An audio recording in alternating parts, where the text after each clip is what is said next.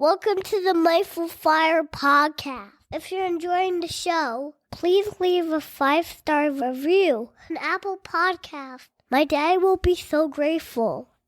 See you next time on the Mindful Fire podcast.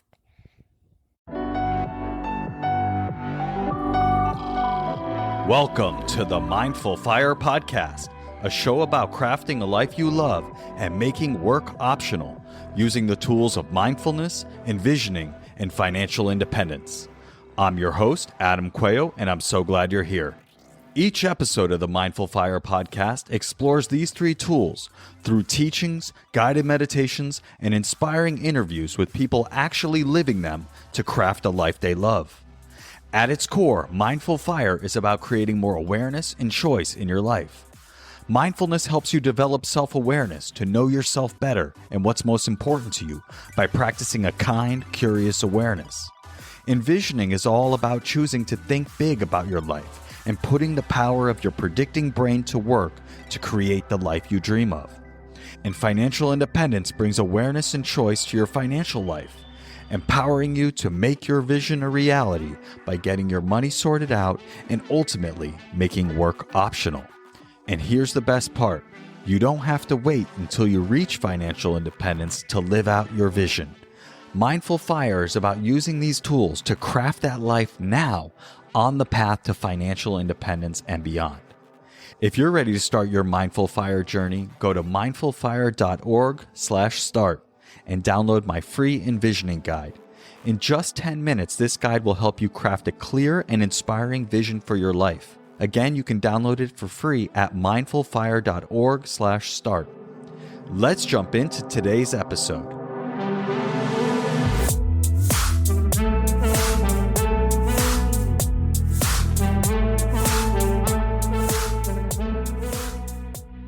Welcome to the Mindful Fire podcast, Dan. I'm really glad to have you here. Thanks, Adam. Thank you for having me. I'm really excited to be here. Yeah, and for the audience, just to give you a little background about how Dan and I know each other. Dan and I used to work on the same team at Google, and I met Dan when I was visiting some clients in Chicago, probably about 5 years ago now. I was fairly new to the team. It was my first trip over there, and Dan introduced himself, and somehow we ended up going for a walk to just get to know each other and chat about work and life and all of that. And next thing you know, we're walking around for 3 hours in Chicago. We walked all the way to Lake Michigan and ended up grabbing a beer over there and just really connected on life and have a similar way of thinking about some things. And so it was really cool. And we've been pretty good friends ever since. We don't get to hang out as often as I'd like, but it's really cool to have you here and to dive into some interesting topics with you today, Dan. Yeah, thanks, man, for having me. We were talking on the phone a couple of weeks ago. I was thinking about that walk completely independently of this whole thing. And it was such a great day. It was a great day at work. I remember the weather being beautiful and we were just hanging out. For me, I love a good walk and talk because that's exactly how I like to have conversations. It's one of the most entertaining things to me. And it was so cool getting to know you that day. I knew you were just an awesome person from that moment on. So it was really cool that we got to stay in touch. And I think it's so cool you're doing this. And for the record, we always ask Adam to come and do guided meditations and stuff for our teams. My wife reached out to him and he's done a bunch of these for other teams at Google and at YouTube and things like that, just because he's the boss. So yeah, I think what you're doing is really cool. I feel like you're bringing a lot of value to everybody and when you're doing this stuff. So thanks for having me on. It's nice to be. Yeah, man, my pleasure. And it's funny to think that I led that session for Anja's team and that has grown into something. I created it for her team, but I've actually since been teaching that course with Paul, my manager, for those listening. We've been teaching it together for teams all across Google now. We've probably done it 10 times already. And so it's pretty cool. It's all about building resilience through mindfulness. And so that really started with your wife's team. Yeah, that's so cool. I'm glad that you could take that and actually keep spreading that around. I remember her saying that people were having trouble paying attention and all that stuff with other parts of the day. And then you came and you gave that session and people were reinvigorated and sharing again. It was super helpful for them. So it's awesome that you could take that and keep going with it.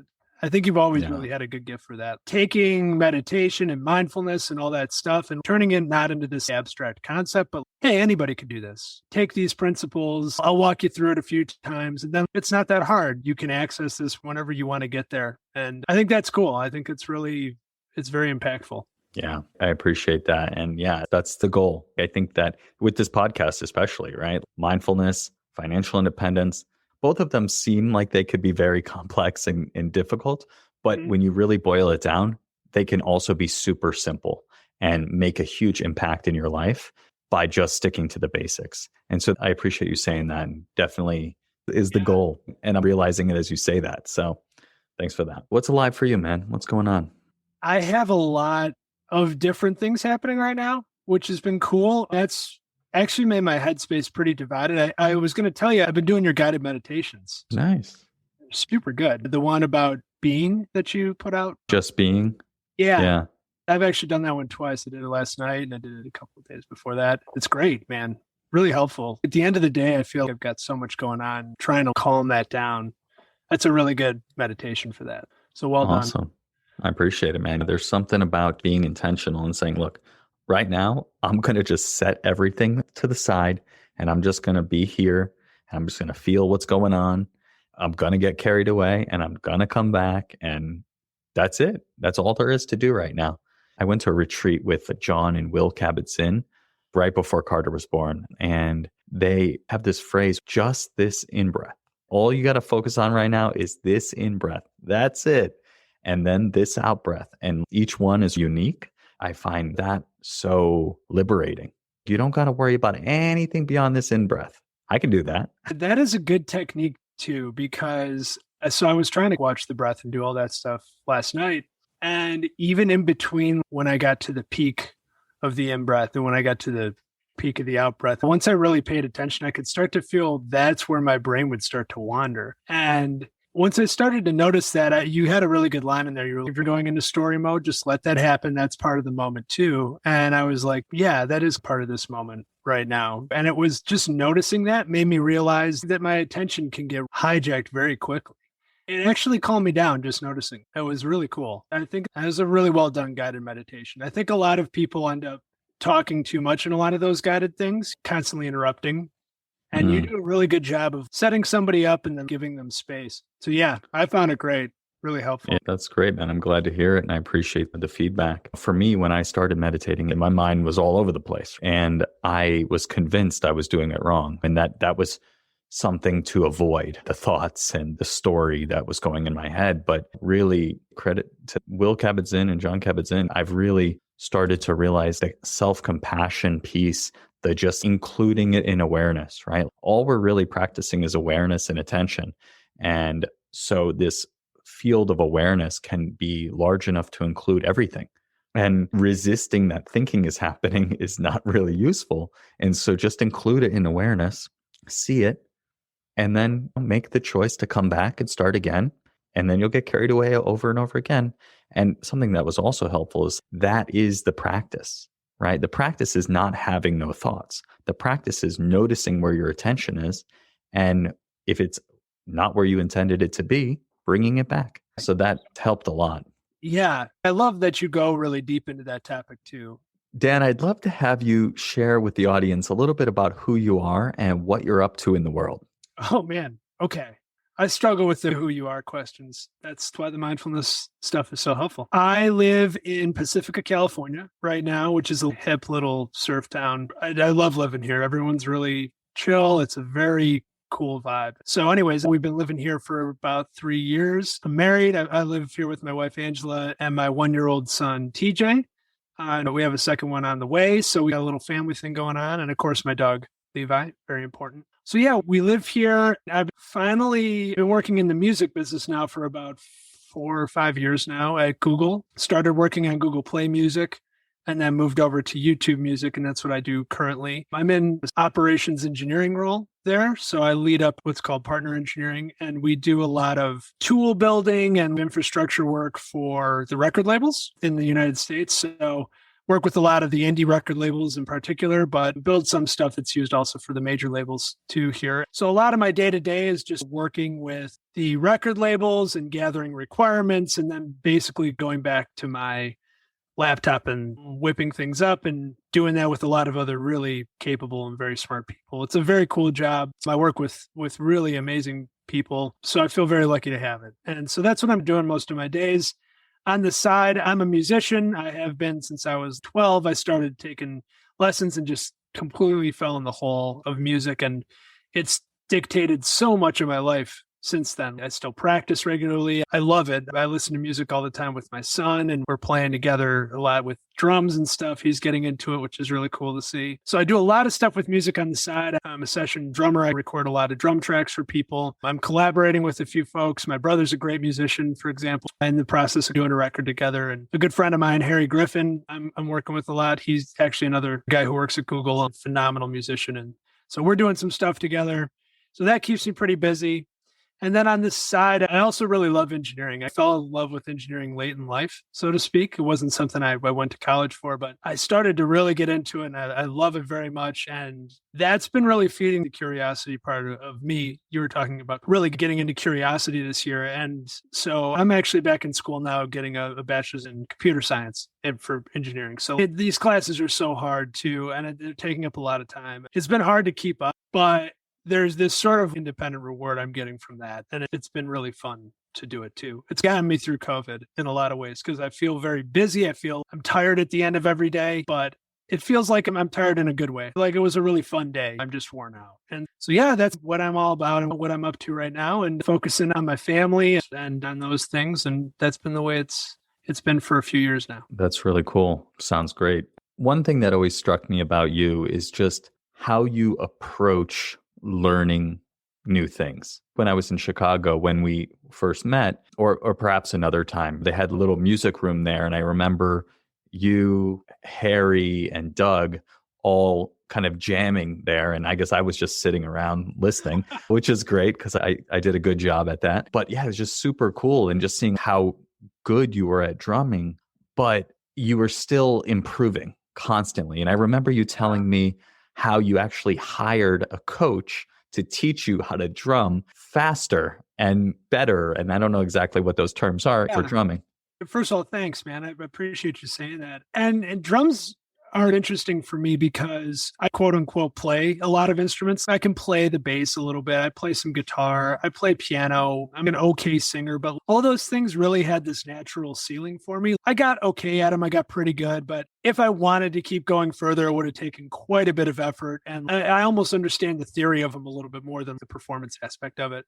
Whereas with drums, I always felt, oh man, if I just throw a few more hours against this, there's more to dig there. You know what I mean? I could find more there. And that's just always been exciting to me for my whole life. I love the drums. I just love them. It just makes me so happy when I'm playing them. And so the idea of getting better at it just to get better at it, it's completely joyful. It's exactly what I love to do. If I had a lot of spare time on my hands, I'd probably just sit around and do some lessons again and do work on books and try and make some incremental progress. But anyways, yeah, that's just always been my instrument. And I don't think everybody has the same instrument. My brother, again, great musician, and he plays a little bit of drums too. He's kind of like that, where he plays a lot of different things. And he has that with the guitar. He's an incredible guitarist, and he was great when he was 18. But he's better now, and he's better now than he was 3 or 4 years ago. I think as you get older, you start to listen to things differently, and you start to say, man, I just love the way that feels. I love the way that sits in the pocket, and it's not flashy. It's just perfect. It's going from being a chef that has to use every crazy 21st century technique to make some far out meal to being, I'm going to make you the best sandwich you've ever had. You've had a million sandwiches, but this sandwich is just going to kick ass. And man, I love someone who can take something and it's a simple thing on its surface, but it's years and years of practice that turned it into this beautiful, marvelous thing. And that's how I'm trying to approach music now. What do I really love to listen to, and why do I like to listen to it? I love a lot of Motown music and a lot of stuff from Stax records like Otis Redding and Aretha Franklin recordings and things like that. And they're not hard tunes per se. If you were starting to play the piano or the drums or something like that, a year or two into it, you should probably be able to noodle around on those tunes. They're not like classical compositions or anything like that, where they take years before you can even get there.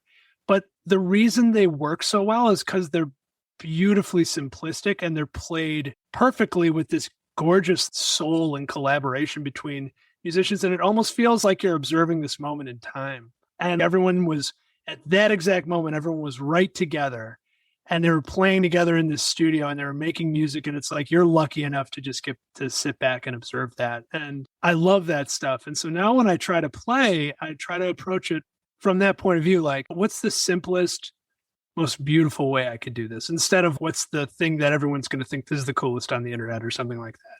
So this is a really long answer to that thought, but I think about this a lot. I love music very much. Thanks for sharing that. It's not just with the music, but with engineering, right? It's a pretty daunting task to say, I don't want to do sales anymore. I want to get into engineering. And so I'd love to have you share how you think about the idea or the concept of practice and improvement. Yeah. Okay. I would love to. So that was a big switch in my life, going from sales to engineering. And it wasn't something that the outside world was just going to let me do very easily. I couldn't just go knock on the engineering door and be like, hey, I like engineering. Can I please do this? And they were like, well, no, you obviously can't. You don't have any of the requisite skills. You don't have a degree. You have no idea what you're doing. The stuff we're doing is very important and you're going to screw this up. We're not going to just let you do that. And I say all that because there were a lot of people who did help me. There were a lot of people who saw I was passionate about it and really helped me out in terms of building my skills. But in terms of the way that I approached it, I think a lot of people get into engineering because they see dollar signs in their eyes and they're like, oh, well, you're working out in California or New York or Chicago or wherever you're working. And that's a very highly paid position at a given company, especially a company like a tech company. So I want that because I want to make a lot of money. And honestly, if that's the reason you're doing it, it's probably a stupid reason because it's a really frustrating job. It takes a lot of brain power and a lot of work to sometimes do something very simple. In a lot of ways, I feel a lot more drained at the end of a day than I did when I was doing sales because it can take a lot out of you. But as far as the approach to that, I think if you really fall in love with a lot of the cool aspects of it, which is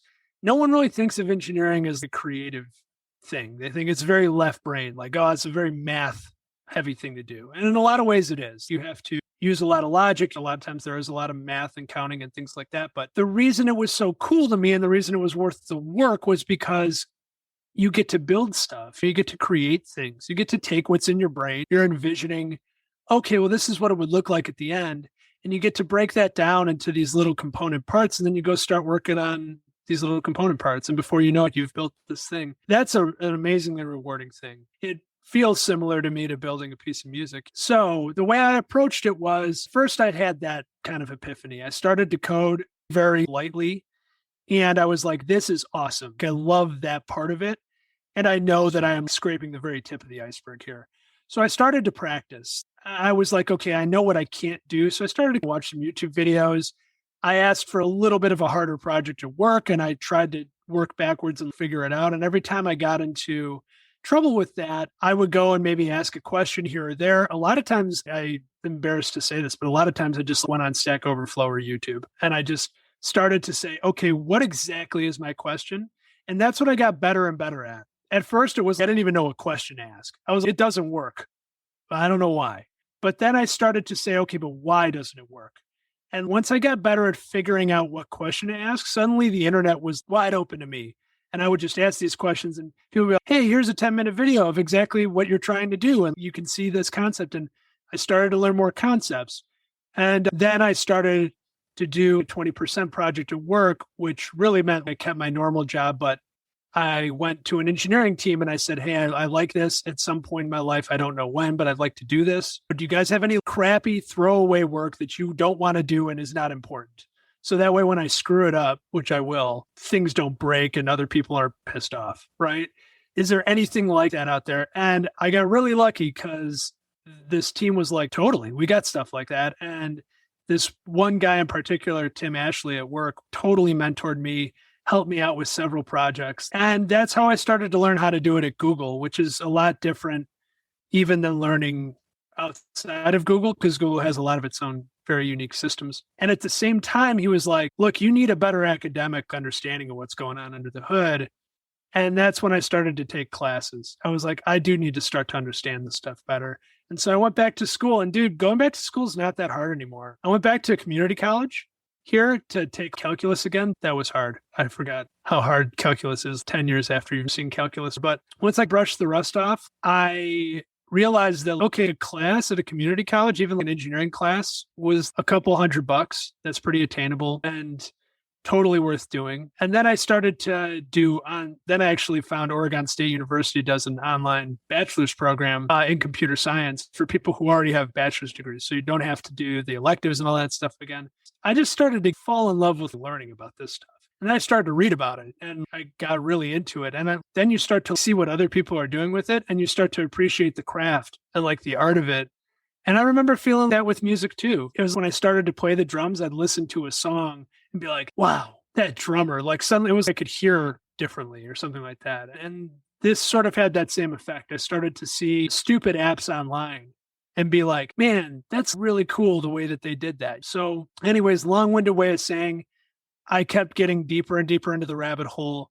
The hardest part was balancing that with the rest of my life. I was doing that while working full time. Actually, my dad passed away while that was happening, which was really hard. But in a lot of ways, school gave me a little bit of an escape. I had to pay such strict attention because it was so challenging, the material was, that I didn't really have time to focus on other things. And it was actually a bit of a good coping mechanism. Like I said, it's been great for COVID. And I'm almost done now. I think I have 4 classes left, and then I have a bachelor's in engineering and computer science. And it's just been one class at a time and doing more and more complicated stuff at work.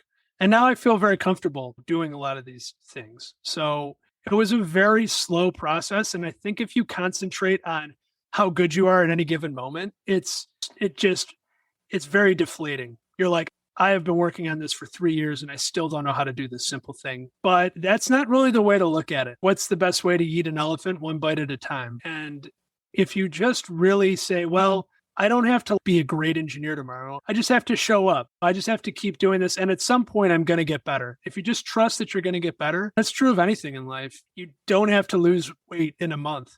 You just have to keep going to the gym and show up. Anything that you find in life where you're like, okay, this is a really long, hard struggle and it's going to take a while to show outcomes, quit focusing on outcomes. Just do one thing over and over again, and it's compound interest. It'll eventually just work out. Suddenly one day it'll be like, oh, this doesn't feel so hard anymore. And you'll swim past that breakwater. And I'm really glad I did it. It's been one of the best things I've done in my life.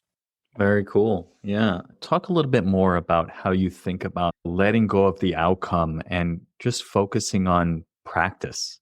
Yeah. You got to love practice. I think it's very anxiety inducing to look at an outcome and say, I should have been an engineer by now, or I should be making this much money by now, or anything like that. And I'm not. I think there's a lot of failure feelings that come along with that. If you can take those and put those on a shelf and just say, man, I just really love spending this 20 minutes learning about this topic. If you start to actually mean that, like if you really find something where it's like, I got 20 minutes to kill, I'm going to watch a YouTube video on how they did this particular thing. And that's when things really start to unlock. And to be clear, I don't feel like that about everything. There's a lot of stuff that I don't care that deeply about. So I think I innately found something in engineering or in drumming or whatever, where it was giving me that dopamine hit just by learning more about it. And if you find those things in life, pay attention, hold on to those things, even if they're just hobbies or whatever, because if you fall in love with practicing anything, everything else just works out. Everything else is easy. There's actually a happiness response there. So I stopped measuring myself against the other great engineers I knew. I stopped caring that this kid who's 18 years old could totally beat me in a hackathon, figure this problem out in 5 minutes when it took me 3 days. You can get super deflated like that. And I see that happen with people with music all the time. They're like, cool, I can play a song. And then they go and look up somebody on YouTube and they're like, oh my God, this guy's light years better than me. And he's half my age. What am I even doing here? And when you start to say, look, that's not the point. It's you're trying to improve. And if you just stop and say, yeah, I just want to be a little bit better than Dan yesterday. I want to be a little bit more educated than Dan last year. That doesn't seem so scary anymore. You can do that. All you have to do is break it into really bite-sized chunks. And so I guess the short answer to that is find happiness in practice, and that becomes a little bit of a habit. And then you start to realize when you don't do it, you start to be like, man, I feel like I'm missing something from today. Oh, it's because I didn't sit and practice or do anything with my goals today. And go find 15 minutes. 15 minutes is not that hard to find. And don't be afraid of only spending 5 to 15 minutes on something. I think people get a lot of failure out of that too. They're like, I'm going to put an hour in every day. And then they don't. And that's because putting an hour in every day is very difficult, even with the best of intentions. You're probably taking that hour away from your spouse or from your kid or even from your work or from yourself or whatever. 5 minutes is cool. Put in 5 minutes a day. It's so much better to just make a habit than it is to say that you did this marathon for a long time. I read a really cool Jerry Seinfeld trick where he had a calendar and he said, I'm going to write something every day. And it doesn't have to be anything. It could fit on a Post-it note. But if I do that, I'm going to have a big wall calendar on my wall. And if I do that in a day, I'm going to put a big X through that day. And if I don't, then I'm not going to put that big X there. Mind you, there's no app, there's no nothing. It's just a freaking wall calendar with a Sharpie. Okay. And he said, and then all I had to do was just not break the chain. He's like, I just didn't break the chain. And so what made that work for him? He made the goal very achievable. It was write a joke on a Post-it note. That takes 10 minutes, especially if you're Jerry Seinfeld. You can probably whip that up very quickly. And not all the jokes are going to be good. They're not all going to be usable, but just write it. And if you do it, go put your X on the wall. And that's a very visual reminder of, hey, I said I was going to do something and I made it really small and easy for myself to do it. And then I didn't do it. I'm going to go do that right now. And I thought that was just one of the coolest productivity tricks. And I started to do that with practicing. It worked really well for me. So yeah, make it small, make it achievable, and just keep doing it. Yeah, that's great advice. It's actually something that came up in another episode. I think it's episode 14 with Morgan Bricka, who I've had on the podcast 3 times. She's a professional mural artist. And so obviously has put a lot of thought into practicing as well. She shared something which is basically the same idea. It's the habits that you want to be embodying and just check boxes. It's nothing fancy. And you just put a check if you did the thing that you said you wanted to do, that you thought would support you in. Ultimately for her, it ladders up into how she wants to feel. Yeah. For me, I have my meditation, affirmations, movement, and it doesn't have to be that big of a deal. It doesn't have to be an hour long. It's, did I do it? She has one that I took that is called Daily Greens. Did I eat something that's a vegetable or a salad? And if I did, I get a check. And then each night when you go and you do these checks, then you see, oh, I haven't moved in a few days. Is that important to me? And if it is, then tomorrow, maybe I'll do it so I can get my check. And so I thought that was pretty cool. I think it's so cool. First of all, you could do that with anything. I was just going to say it doesn't have to be engineering or music. You could do that with a salad. I'm going to eat a salad every day. Put an X if I do that. You could do that with saving. And everyone's always, oh, you should be putting aside X% of your income, blah, blah, blah. That's achievable for some people and not for others. But you could take $1 out of your wallet and put it in a jar every day. And I think making it so small that it's almost impossible not to achieve it if you just care about it.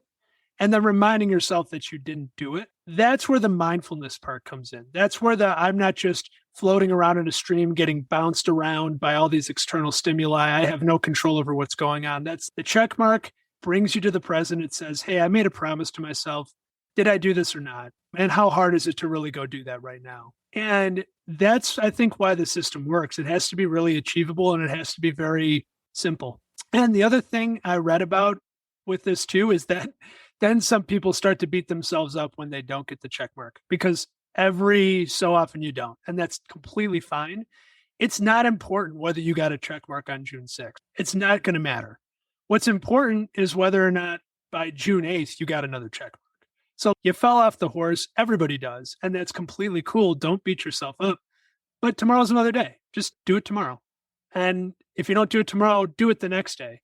But don't stop doing it for 4 months. Then there's something different going on. And I think that's a really good way to turn small things into habits. And habits are really where you end up getting outcomes anyway.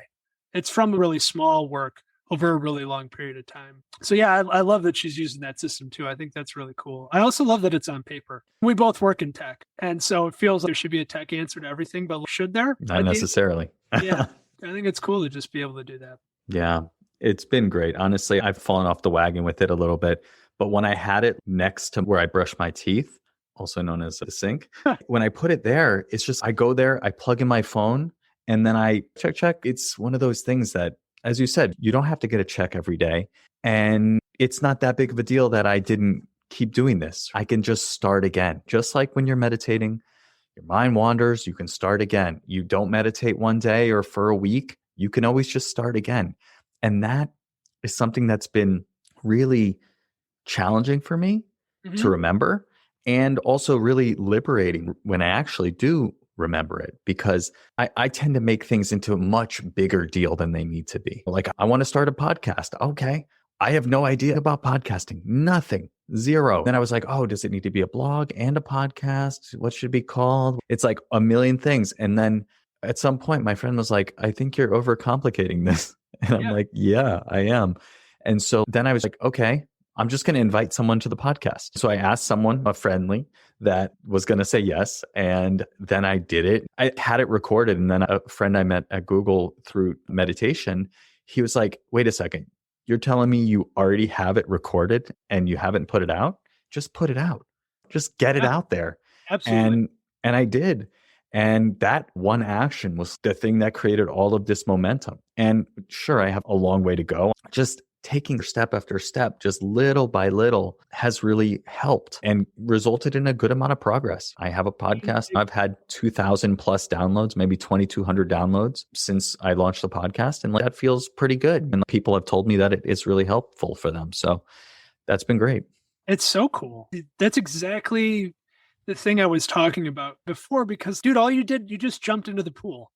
And that's the hardest part about swimming, right? It's, I got to jump into this cold swimming pool. And it's what you did. And you did that. And now it's, I don't know what it is to be a podcaster or a blogger or have a great podcast, but I can go make one more episode. And once the cost of making one more episode goes down, before you know it, dude, you're going to have 100 episodes and you're going to listen to episode 100 and you're going to be like, man, that feels a lot better than episode number 1 did.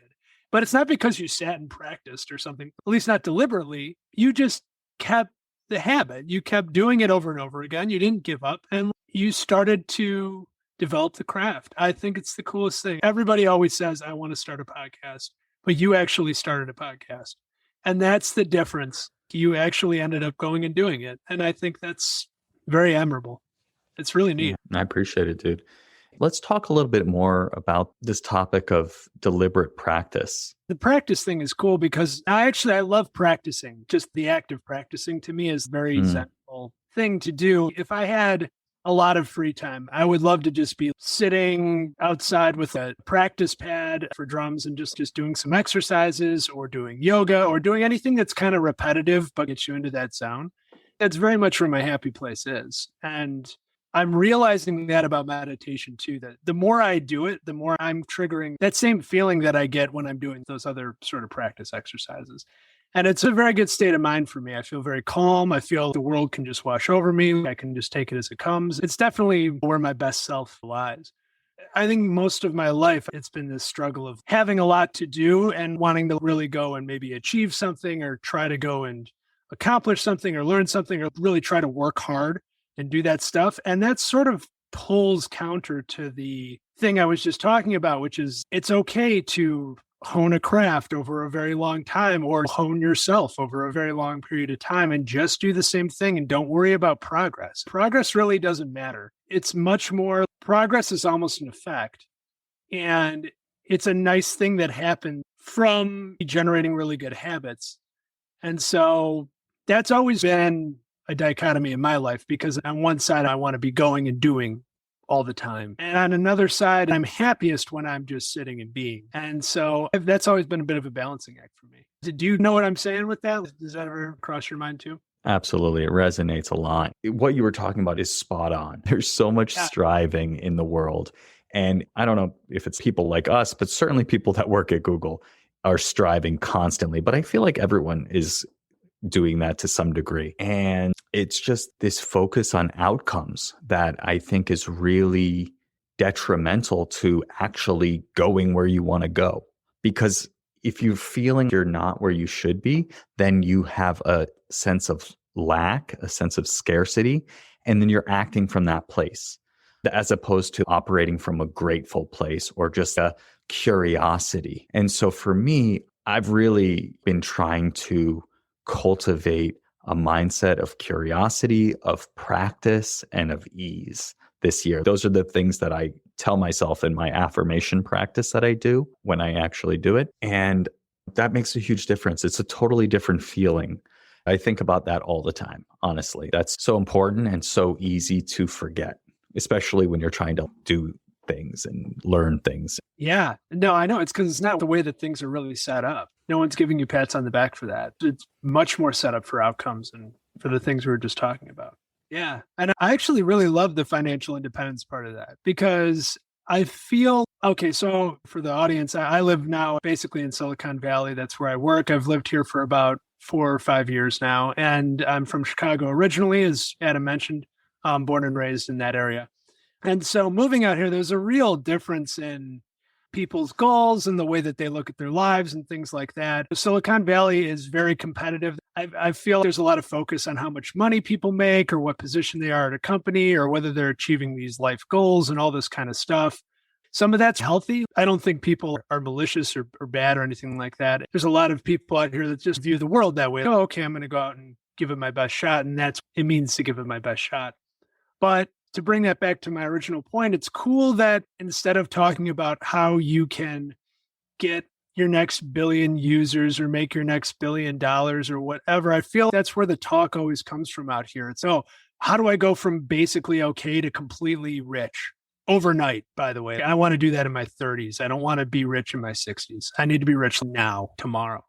And sure, if that's really what you want to do, I'm totally cool with that. If that's really how you want to orchestrate your life, there's a stress factor that comes with not having enough money. And I've been there in various parts of my life, not just personally, some stuff with my family too. And there's a very real stress response that comes from that. And quelling that and achieving financial independence so you don't have that anymore, there's a freedom to that.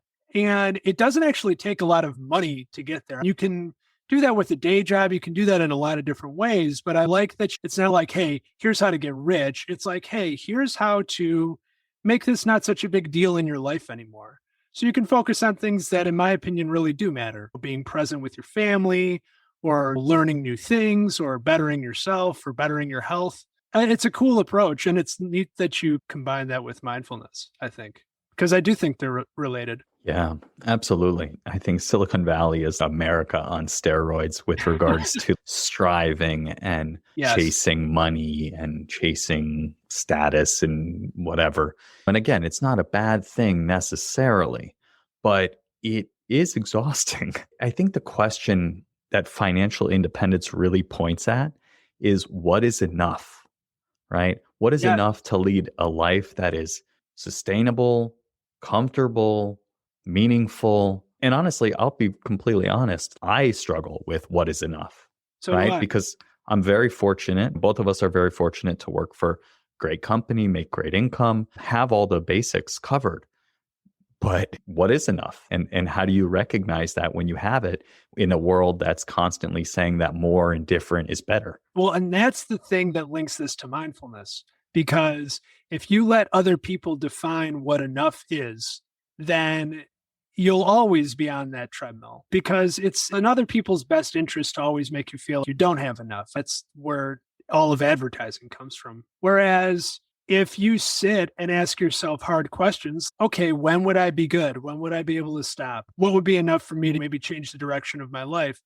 Is money stopping me from changing the direction of my life?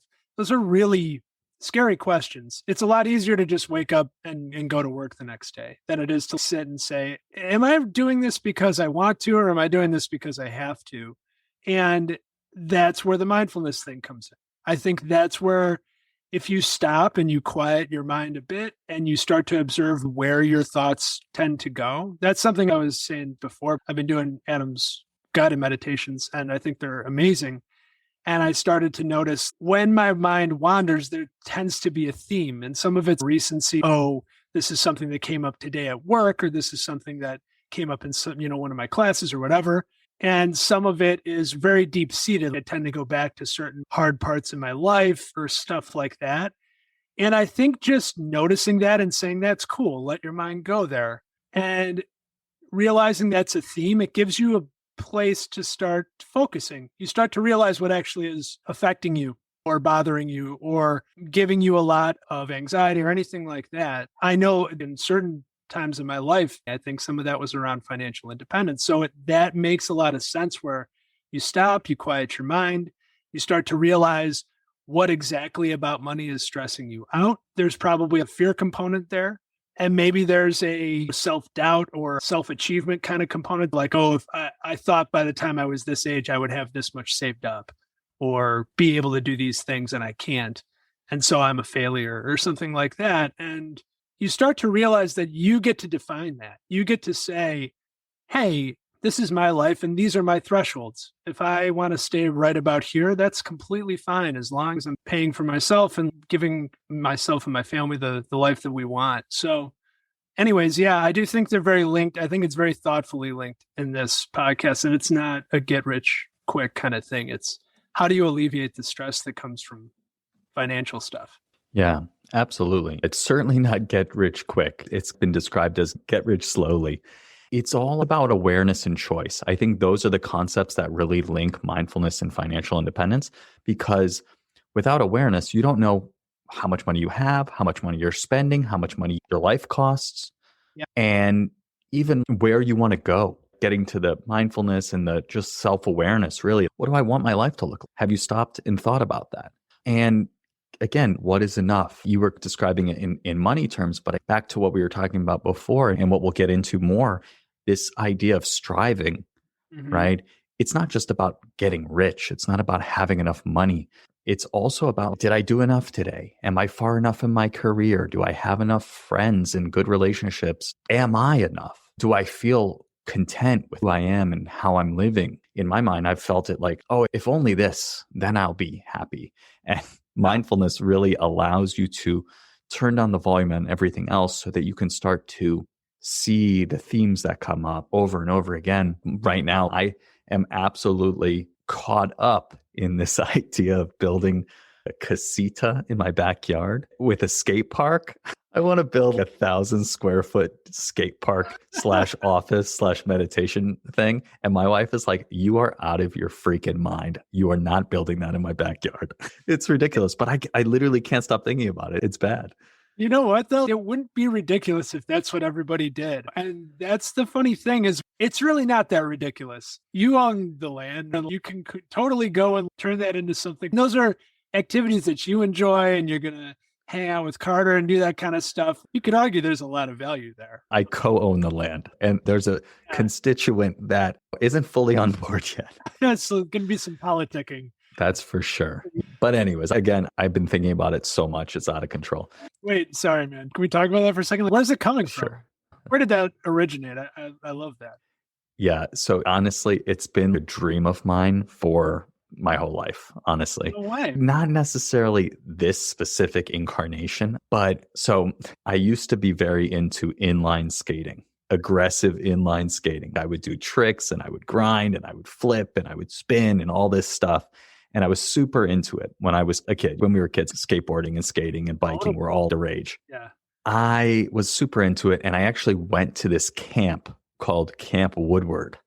And it's the premier action sports facility in the world. It's amazing. Actually owned by a company that owns a bunch of snowboarding mountains and things like that now. Putting it out there that I'm going to be getting in touch with them and creating a mindfulness program for them. So I'm putting that out there as well. This is all swirling in my head. But long story short, I would go there and it was always my dream to make my own Camp Woodward, mostly because I wanted to design my own skate park. Tony Hawk's Pro Skater had a way where you could design your own skate park in the game back in PlayStation 2 days.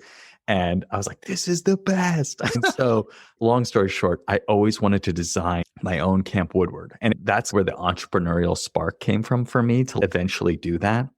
And so it's all tied up. And then so now I love mindfulness and I want to lead workshops and retreats and all of this. And so it's all coming together. My other related dream is to design and build my own house because I wanted to be an architect. Actually, when I was in high school, I took drafting and I got very interested in it. And I wanted to be an architect. And then I actually started college as an architecture major and then very quickly realized this is so hard and I don't necessarily want to do this full time for a career. And thank God that I did make that decision. It was one of the hardest decisions I ever had to make because it was my dream. But so again, striving, it was always like, okay, I'll get rich and then I will become an architect and design and build my own house. And so that was always there. And so I constantly visualize what I want that house to look like. And the crazy thing is, I'm all about envisioning. I've been talking about it a lot on the podcast recently. I'm going to be creating a workshop about it. I'm feeling very called to create a workshop about envisioning. And I told you I could talk about this all day. Oh, I think it's fascinating. So I have this visual in my head of what the great room is. And I'll skip all the details. But the wild thing is that I essentially envisioned that house. And then this house is that house. Wow. This house that we bought in November after moving to New Jersey is so similar. It has this sunroom that has a peak roof and some beams across and then windows and sliding glass doors on all sides that go out to a deck.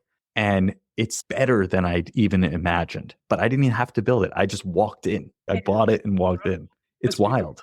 So the other thing is I've gotten back into skating. So is it hard to pick it back up? Is it like riding a bike where you could just get right back at it or? More or less, honestly. I haven't done it in like 15 years at least. And so I was thinking about it for a long time. I listened to this talk with this woman, Kelly McGonigal. She's a Stanford professor. I heard her on the 10% Happier podcast. And she was talking about if you want to exercise, do something you'll actually have fun with. And she's like, a great way to figure that out is think about what you had fun doing as a kid. That was exercise. And I was like, I used to love skating. Maybe I can get back into skating. And then I'm like, I don't know. I could hurt myself. I don't want to spend hundreds of dollars on skates. Obviously, I've escalated now that I want to build a skate park in the backyard. I love that. Exactly. It's escalated. So basically, when I was like, all right, I'm ready to do it. I'm going to get the skates. I'm looking at it. And then Google was like, how would you like $500 of well-being money? And I'm like, all right, I'm buying the skates today. And so I got the top of the line skates, the best ones, and they're $330. Come on, not that much money. And yeah, I just went out to the skate park. I got back out there and started doing it. And I absolutely tore the ass of my pants the other day. And I'm the oldest person there for sure. But there are a lot of people that are getting back into it. And Instagram is filled. Like there's this guy called Back to Blading. And he basically is just a 35-year-old man like me, just skating again. It's hilarious. But it's been super fun. I'm like padded up like crazy, dude. I got the wrist guards. I got the ass guards. I got the knee pads. I got the elbow pads. I got the helmet. You know? Seems at least a helmet. I'm feeling like we're off the rails, which is fine. I'm loving it. All right. So it will happen at some point somehow. I might have to buy a different piece of land, but you know, we'll see. Hey, be creative about it. Yeah, it'll happen. This is the last thing I'll say. Also, I don't want to pay for it. I want someone else to pay for it. Yeah. Of course, right? Yeah, why wouldn't you? Of course. So have sponsors. I'm going to get in touch with Woodward. There's this company that builds ramp kits. I think there's a lot of opportunity, maybe making it like a YouTube show. There's all those house building shows like tiny house building and various things. I feel like there could be a show where people build their dream man cave or she shed or whatever, you know, and mine just happens to have a skate park in it. Other people might have a trampoline in it or whatever. Dude, if you've got the ambition to basically record and produce that while it's happening, I guarantee people would watch that on YouTube. It's exactly like what you said. There's huge communities of people who love that stuff.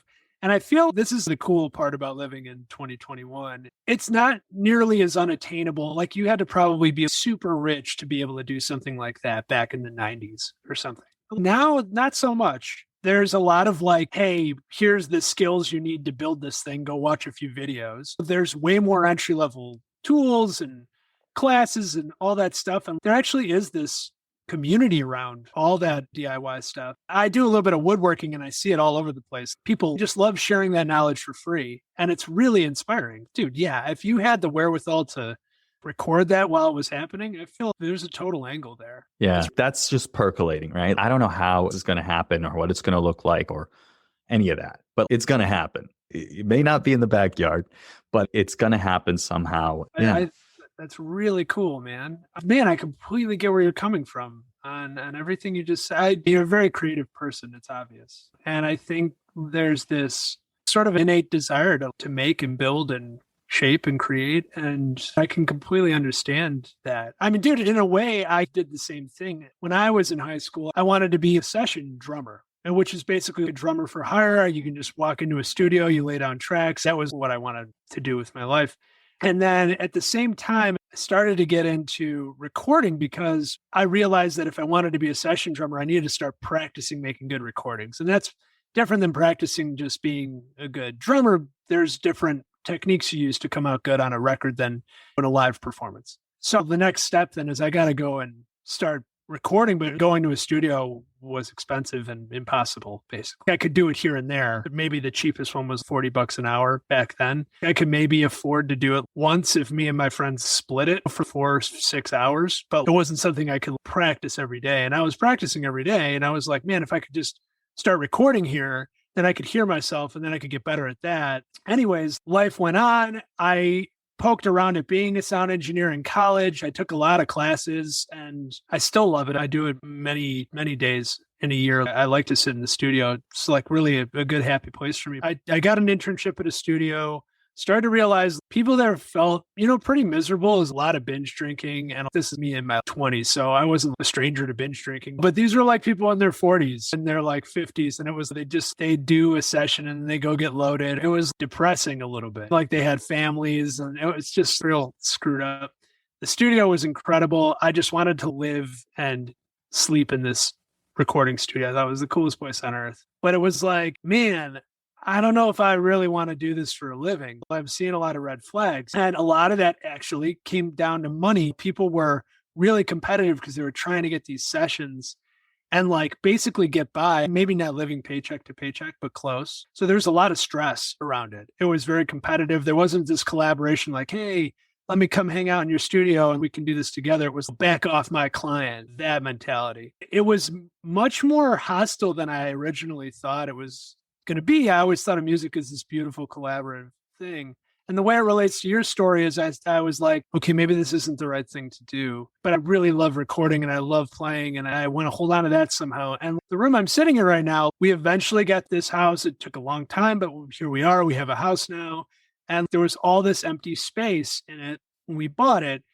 And we were going to put a window in there and turn it into a bedroom. And for one reason or another, we couldn't put a window in there. And it was like, what if this was the studio? It's actually perfect for a studio. You don't want windows. You want a solid room. So this ended up being the studio. First of all, that's why I'm doing this.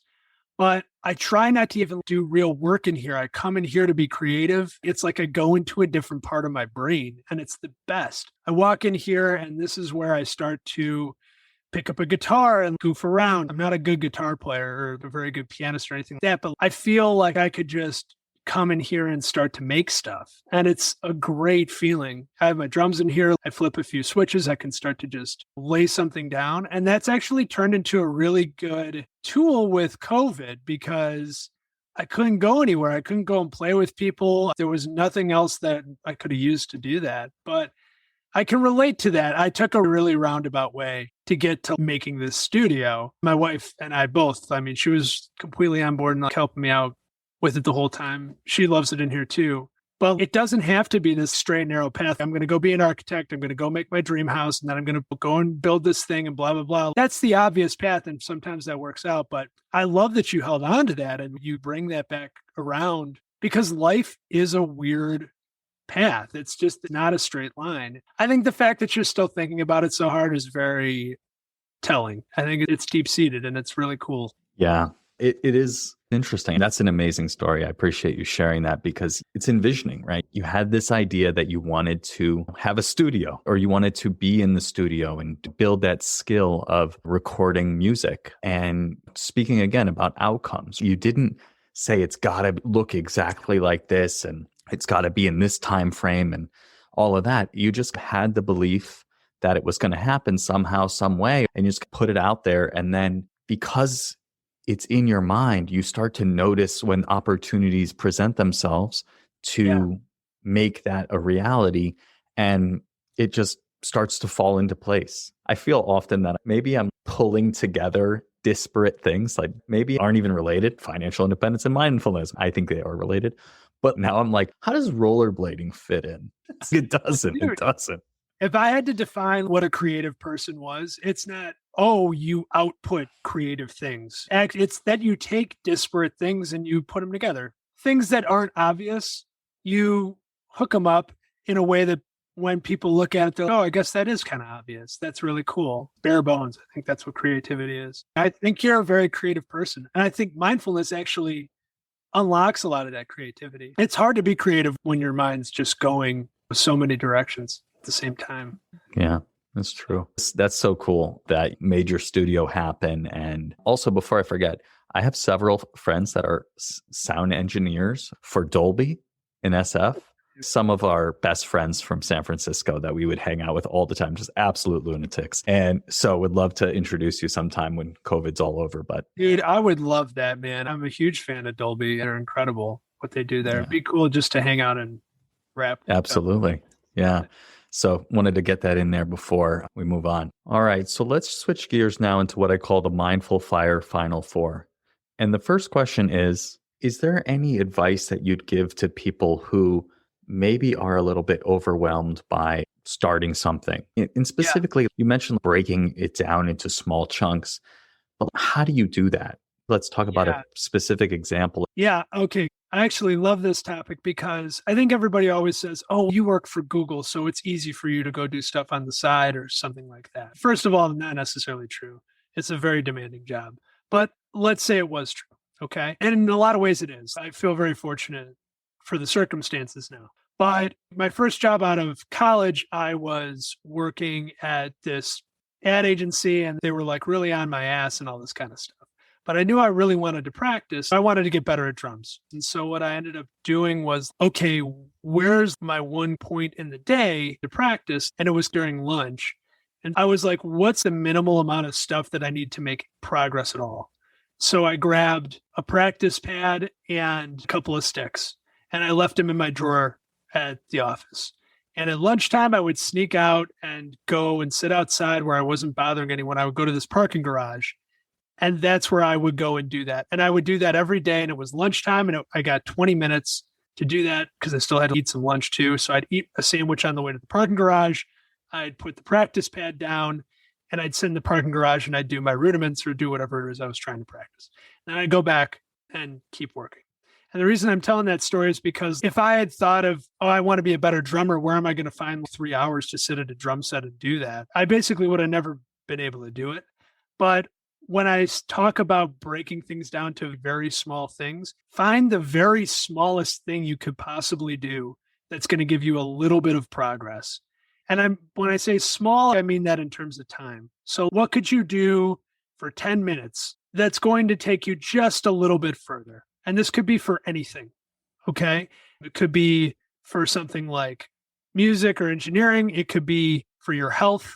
So what's the thing you could do in 10 minutes that's going to make you just a little bit healthier, right? Maybe it's honestly just going for a walk. I know a lot of people are very slammed and very overwhelmed and they want to better themselves. Find the one time in your day when maybe you can take 5 or 10 minutes and go walk your lap and then come back inside. Do that once a day. And before you know it, you'll start to feel a little bit better. And maybe that'll turn into a jog. And maybe then you'll start to keep jogging pants and stuff at work and you can throw 15 minutes at it or something like that. I think the idea is break it down into very small pieces. With engineering, I had a list of YouTube videos.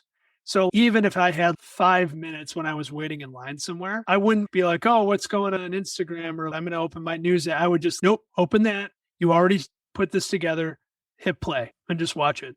That putting a lot of pre-work into it so that when you have the time, you don't waste 30 seconds of that time. You can just execute. And that takes some prep from the night before, from the week before, whatever. Like you have to have maybe you have to have your exercise clothes at work so that when you have that brief moment of time that you can actually go take a walk, everything's ready to go and you can just go do it. For me, it was having that drumming practice pad at work. And so I have 20 minutes. I'm eating my sandwich on my way out there, and I'm just grabbing this thing and I'm just executing. I'm not even thinking about it. If you could just put yourself in a good spot to go and execute when you have a little bit of time, those improvements end up being pretty massive if you do them for a while. So I think that's the best advice I could give, is break it down into very small chunks and make it achievable and put yourself in a good position to achieve it. Absolutely. Yeah, it's really about building it in, tying it to something that you're already doing. You're already eating lunch. It sounded like it was at the same time every day, but either way, you got to eat lunch. So yeah, the more you can build it in, I think it's really important to actually stick to it. Do that with reading too. I love to read, and a lot of times people always say that. I love to read, but I never have any time to read a book. I would just take a book with me to lunch. This is after I was doing this practice pad thing, but a lot of times I'd do that. If I had to study something, I'd be like, no, just take your book with you and leave your phone at the desk, take your book with you. And you're not going to have anything else to do except read that book. And that's the hack, right? Like, you're saying, I'm not a good enough human that if I have all this distraction, I'm just going to block it out and do the right thing. So don't put yourself in that position. Just put yourself in a position where I'm bored. What can I do? Open that book that's right next to you because you have nothing else to do. So I try to do that with a lot of stuff. I think that's a really good way to build in better habits in your life. And I try to be aware when I'm not doing that. And that's where I think the mindfulness stuff really comes in. By the way, I'm not perfect at any of this. I'm not trying to preach from the hilltop, but when I've done it, that's the stuff that's really worked. Yeah, absolutely. All right. The second question is, what piece of advice would you give to someone early on their path to financial independence? I think that actually you can do a lot with a little. When I think about financial independence, I think about when I really didn't have a lot of money and I really didn't even have much of a safety net with my family or anything like that. And so I had to be pretty careful. And I think I would say avoid credit cards almost entirely. I know that's maybe controversial to say because some people are like, well, that's maybe a good time to start building credit. And there's probably arguments to be made for both ways. I got into a decent amount of credit card debt that I had to pay down. And it was mostly just because I needed to go and eat or buy groceries or whatever. And I understand that sometimes that's unavoidable and that's okay too. But if you can live on cash, I think it's a decent way to be very mindful of your spending.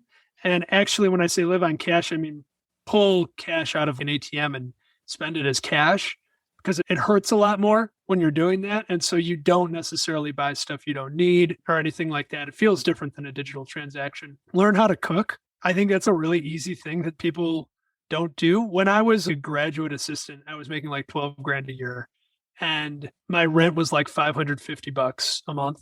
And so I had $500 a month basically to spend. But I was living in Champaign, Illinois, where things were pretty cheap and you could get by on that. And one of the best things that I learned how to do was make a decent sandwich, make a good salad. You don't have to buy cheap food. You just have to buy ingredients. And actually, ingredients are pretty cheap. If you don't buy things pre-prepared, you save yourself a lot of money because you can make things go very far. And so learn how to cook. It doesn't have to be like Gordon Ramsay learn how to cook, but learn how to make a salad because those are really good for you. Learn how to make a sandwich, learn how to make some pasta, learn how to make proteins, like how to make a burger or chicken, like in a basic frying pan, and you'll save yourself a crazy amount of money. And it's a lot better for your health, typically, if you do it right. So I think that, and finally, I'd say if you can at all, try to save a very small amount because you'll get addicted to growth that you'll start to see in an account or even in a cookie jar or whatever. And it'll start to feel like an achievement. And honestly, if you can make it a visual thing, like you start to actually see dollar bills like wadding up in a cookie jar, I think that's actually pretty motivating in and of itself. Doesn't have to be a lot of money. And I think people get really hooked on what percentage of their income they're supposed to be saving and all that stuff. Take a few bucks in a day, like out of your wallet and put it somewhere else. And if you really need that money, go grab it. Then don't hate yourself for doing it. But you'll start to do that, and then it'll start to feel good when you do it, and you'll perpetuate it. And pretty soon it'll be like a few $100 in a paycheck or a few $1,000 from like a yearly bonus or whatever. And that'll really start to make a difference. So that would be the advice I would give. Excellent. The third question is, what piece of advice would you give to someone getting started with meditation and or mindfulness? I would say start with a guided meditation. I think the thing that stops people from doing it is they don't really know whether or not they're meditating when they're meditating. I've said this before to you. I love your guided meditations. They're short and like you can do this in 10 minutes. It doesn't have to be like I sat in the woods for an hour and found God. You can sit in a chair for 10 minutes. I used to meditate on the train going back and forth, and I just had headphones in and I got my guided meditation out. And it made the train ride go by a lot faster. I was on the L in Chicago, like jammed in like a sardine. But you just have to be by yourself and like holding onto a pole, and you can actually meditate that way. So I would start with a guided meditation. And then once you've gotten to like your 10th or 20th time, try doing it for 10 minutes by yourself in a room and see how that goes. And I actually really like singing bowls too. So sometimes people, I think, who are very kinetic, almost like you want something in your hands or something like that. There's a lot of cool meditation aids for people like that too. So that'd be the advice. I'd say start with a guided one and keep it short, and you'll just start to really like it. Awesome. Thanks for sharing that. And yeah, of course, you can find my guided meditations wherever you're listening to this on your podcast player or at mindfulfire.org/meditations. And the last question, Dan, is where can people connect with you online and find out more about your music and what you're working on? Yeah, I should take a page out of your playbook and probably get better. I have many songs that are sitting on hard drives and not out there, which is a little bit of a shortcoming of mine. But I just put something out that I am pretty proud of. I think I sent you the Spotify artist link. There's not a lot on Spotify right now, but there's some of the stuff I've done with Harry on there. There's a new tune I just put out that I did myself. Harry and I are coming out with an EP pretty soon, so that's going to be on there. So yeah, follow me on Spotify and you'll start to see stuff appear as I get over that. So that's probably the best way to do it. And career kind of stuff or anything else, I'm on LinkedIn. That's something I keep up to date and check. So hit me up. Happy to talk. Sounds great. Yeah, I'll link those in the show notes. But if you want to go directly to Dan's page on Spotify, you can go to mindfulfire.org/Dan, and that will point you directly to Spotify. And also, I loved the new song, man. That was super cool. And I want to listen to the stuff you've done with Harry as well. Thanks a lot, man. Appreciate it. All right. Thank you so much, Dan, for joining me on the podcast today. It's been a pleasure to connect with you, and we really covered a lot of interesting ground today. So thanks for being here. Yeah, thank you for having me. This was a lot of fun. Appreciate it. Thanks for joining me on today's episode of the Mindful Fire podcast. If you enjoyed today's episode, I invite you to hit subscribe wherever you're listening to this. This just lets the platforms know you're getting value from the episodes and you want to be here when I release additional content. If you're ready to start your Mindful Fire journey, go to mindfulfire.org/start and download my free envisioning guide.